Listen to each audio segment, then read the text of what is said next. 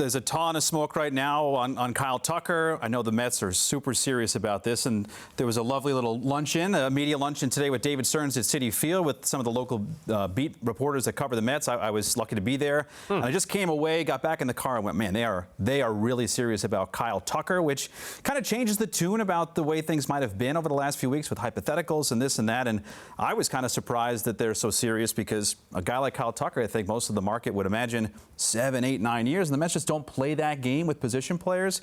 But once you're throwing out ideas where a guy's getting maybe $50 million a year in the short term, and then maybe his camp's coming back and floating that out, you know the market is right there. You know that they're interested. So certainly a big day in the Kyle Tucker market, and the Mets would be very happy to have him.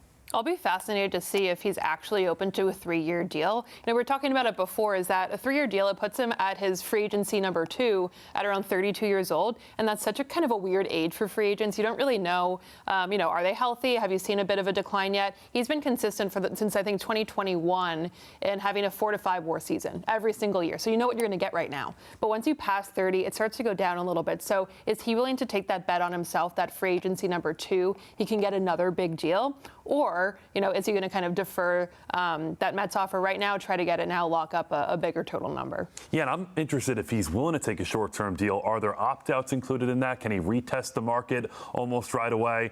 Tucker, this is perfect. I mean, if he's a 3-year deal, you're taking him through age 32, you're guaranteed 3 prime years of Kyle Tucker because projecting long-term, you're not worried about an aging Tucker on the back end. You're getting his absolute prime offensively, defensively, and also you could make an immediate case that you're better than you were last year because you're turning Alonso and Nimmo into Tucker, Semien, Polanco. I'll sign on the dotted line for that every single day of the week, and you have the best position player on the open market. That sort of quells the blow a little bit of losing some of those core fabric players. You land the biggest fish in his prime years, no downside. And maybe this is the way where the Mets can use their financial muscle, similar to what the Dodgers did with the deferrals, like they were ahead of the curve with that. Maybe the Mets could say, look, we don't like investing long-term deals. It's just not smart business, and they would be right in that regard.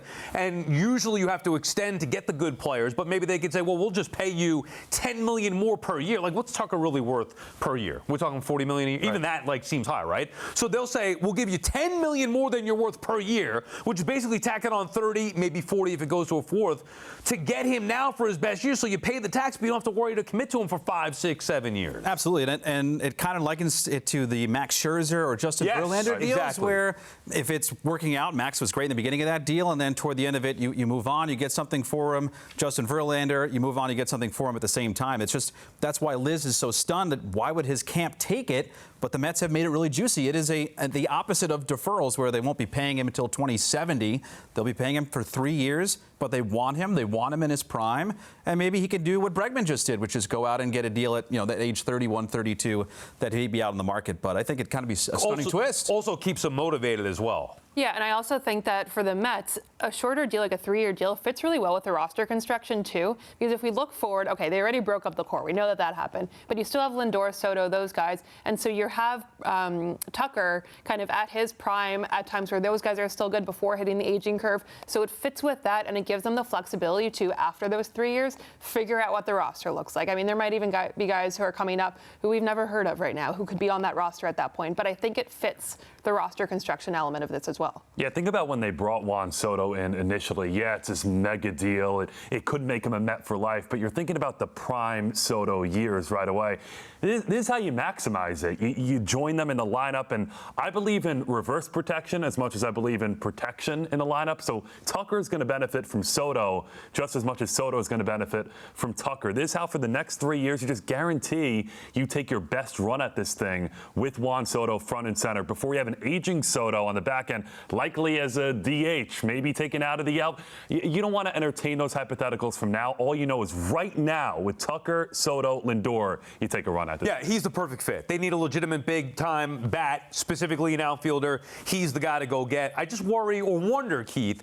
I don't worry about it because I personally would move Soto to left and have Tucker in right. You know what they're thinking as far as the alignment, how that would look if, in fact, they were fortunate enough to land Kyle Tucker? So David Stearns didn't actually mention Kyle Tucker's name today, but kind of the pieces or the movement that may be involved kind of thing. And with Juan Soto, he loves Juan's ability to change his game when he needs to. The fact that he went out and nearly stole 40 bags last year, which nobody thought he would do that. So I wouldn't be shocked if the Mets move Soto to left field and puts Kyle Tucker in right field. If you could do that with a superstar making the money that Soto is, to be humble enough to say, okay, it's not working out in right field, I can move to left, and we get better as a club, I think they'd be down to do that.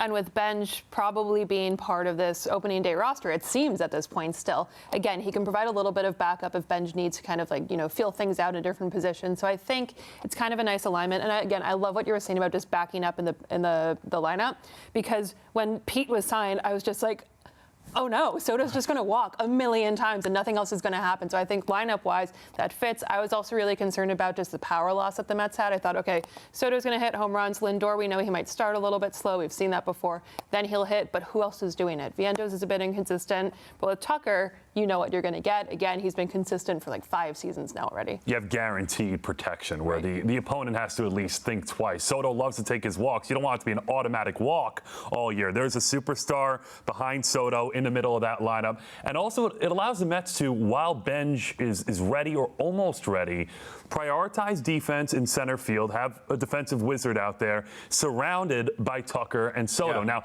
in a best case scenario where Benj pops and becomes a star, you probably have the best outfield in baseball. If you don't, then it's fine. You can have a Tyrone Taylor type in center field while you have Tucker's not deficient in right field. He's good. He's okay. Soto's probably deficient in left field, but that's fine. It balances out if you have that stalwart.